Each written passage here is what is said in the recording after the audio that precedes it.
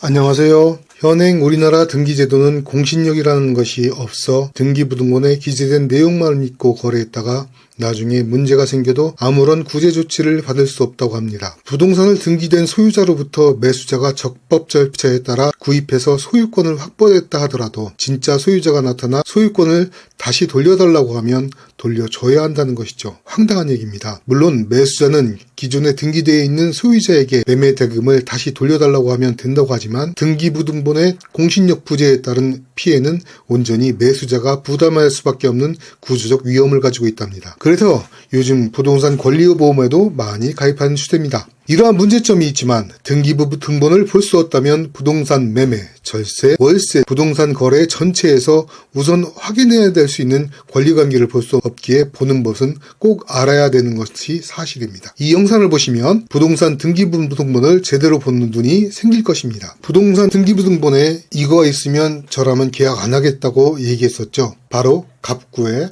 이미 경매 개시 결정이 이렇게 들어있으면 저라면 절대로 계약하지 않습니다. 더군다나 공짜로 들어와서 살라고 해도 문구가 들어가 있다고 그러면 여러분들은 절대로 그 부동산에 들어가시면 안 됩니다. 등기사항 전부 증명서, 등기부등본의 정식 법적 정식 명칭입니다. 부동산 등기부등본이 전산화되면서 등기사항 증명서라고 바뀐 것입니다. 전산화되기 이전에 부동산 등기부등본을 발급받으려면 주소지 관할 법원에 가서 등기부등본 원본을 공무원이 복사해서 발급해줬는데요. 지금처럼 집에서 인터넷으로 서류를 발급받지 못하고 제주도 서귀포시에 있는 등기부등본을 발급받으려면 비행기 타고 제주도 서귀포 등기소까지 가서 발급을 받던 시절이 불과 20여 년 전입니다. 등기부등본과 비슷한 형식의 공문서가 또 있는데요. 여러분이 타고 다니는 차량의 호적이라고 할 수 있는 자동차 등록 원보라는 문서도 등기부등본과 같은 형식으로 되어 있습니다.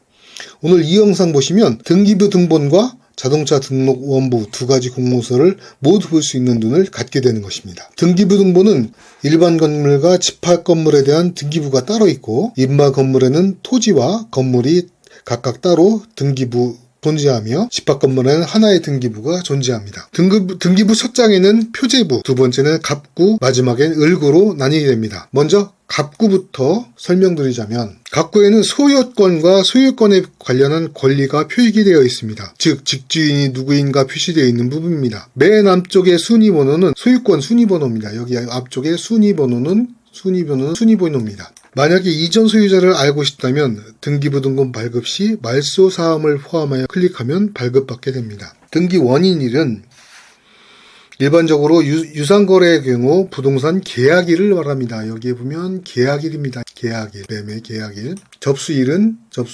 법무사가 갖다 준 날, 그러니까 등기소에 갖다 준 날이 접수일이 되겠습니다.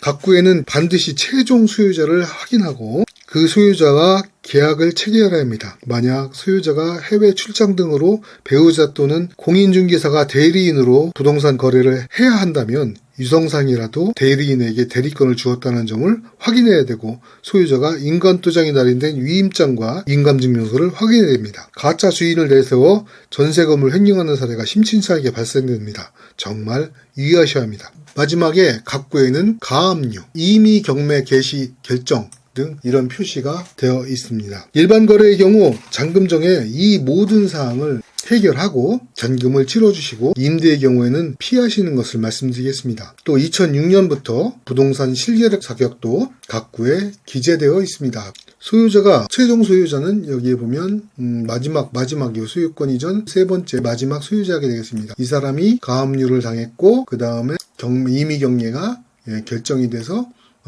서울지방법원에서 경매 결정을 했다는 날짜가 여기 있습니다. 을구를 보시겠습니다. 을구는 소유권 이해에 대한 사항의 표시입니다. 일반적으로 소유권 이해의 권리란 저당권, 전세권, 지사권 등이 있으나 제일 많이 쓰이는 것이 저당권입니다. 소유자가 은행에 대출을 받아서 은행이 설정한 근저당권을 쉽게 보실 수 있습니다. 근저당권 설정, 근저당권이 가장 많이 보여지게 됩니다. 확정일자는 등기부등본에 표시되지 않기 때문에 전세계약을 체결할 때 집주인에게 확인을 받아야 하고 전입세대 열람 등을 통해 자신의 보증금보다 적은 액수가 아닌지 살펴봐야 안전한 거래가 될 수 있습니다. 또한 이사당일 신속하게 확정일자와 전입신고를 반드시 해야 됩니다. 마지막으로 표제부에 대한 이야기를 해보겠습니다. 표제부는 말 그대로 이름표 같은 기능을 합니다. 소재지 지번이 있습니다. 그 다음에 건물의 명칭, 그 다음에 용도, 그 다음에 지목,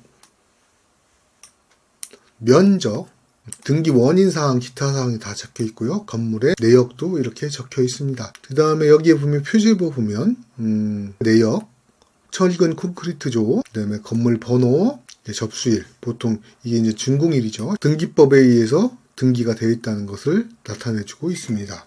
층과 호수도 전부 다 여기에 나타나 있고요. 그 다음에 면적도 전부 다 나타나 있습니다. 그런 내용이 들어있고요. 지목도 나타나 있어서 대지라고 지목이 이렇게 표시되어 있습니다. 대지 위에는 건물을 지을 수 있습니다. 을구의 가장 중요한 거는 집주인이 만약에 돈을 다 갚았을 때 을구에서 이 사항을 말소해달라고 요청을 해야 됩니다. 그대로 놔두면 말소를 안 해줘서 나중에 전세계약 등 매매계약 등을 체결할 수 없게 됩니다. 등기부등본은 원래 일제 강점기에 만들어졌습니다. 토지 수탈을 위해서 만들어진 게 바로 등기를 조사해서 만들었습니다. 그리고 나서 남북으로 분단되고 남한이 먼저 정부로 수립해서 북쪽에 있는 토지의 권리가 애매해서 등기부등본에 공신력을 주지 못했습니다. 정부가 수립되고 남북 분단 세월이 70년이 넘은 지금에는 국민적 요구가 등기부 공신력을 넣어주자고 말합니다. 국회에도 여러 법안이 상정되기 하였지만 아직 넘어가는 사람이 많습니다. 또한 토지대장이나 건축물 대장에 들어가 있지만 등기가 되지 않은 미등기인 토지도 상당수 존재하고 있습니다. 정부도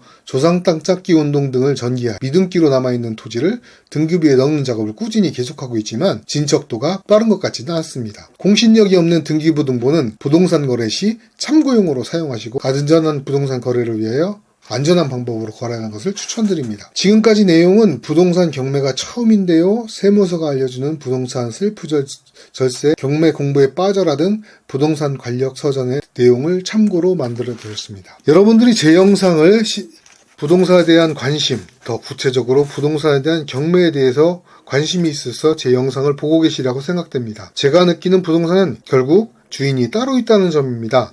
돈이 아무리 많이 있다고 하여도 그 땅과 내가 맞지 않으면 그 땅을 살 수 없다는 이야기입니다. 돈이 있는데 왜 못 썼냐고 말씀하실지 몰라도 거래 당시에 권리관계를 해결하지 못해 거래가 중단되고 가격 흥정이 잘 안 돼도 그 땅이 살 수 없다는 얘기입니다. 차분히 준비하고 있으면 내 땅은 반드시 나에게 온다는 게 제 부동산 거래의 소신입니다. 노동수득 이외에 일하지 않아도 매월 들어올 세컨드 급여를 위해 준비하고 노력해야 하는 이유입니다. 지금까지 부동산 등기부 등본 보는 법에 대해서 알아봤습니다. 공신력이 없는 등기라고 할지라도 모르고 있으면 부동산 거래를 시작할 수 없기에 한번 다뤄봤습니다. 그럼 뭘 믿고 거래하냐고 이야기한다면 확인드리라는 하전 팁을 하나 드리자면 건축물 대장과 토지 대장을 열람하시고 등기수상의 소유자와 일치하는지 확인하는 방법이 있습니다. 건축물 대장과 토지 대장은 지자체에서 만들어 놓은 문서이니 공신력이 없다고 말할 수 없습니다. 그래도 못 믿으시겠다면 부동산 권리보험에 가입해 두는 것도 방법이 되겠습니다. 오늘 준비한 영상은 여기까지입니다. 오늘도 부자가 되는 길에 한 발자국 다가선 좋은 날 되셨으면 좋겠습니다. 지금까지 시청해 주셔서 감사합니다. 안녕히 계십시오.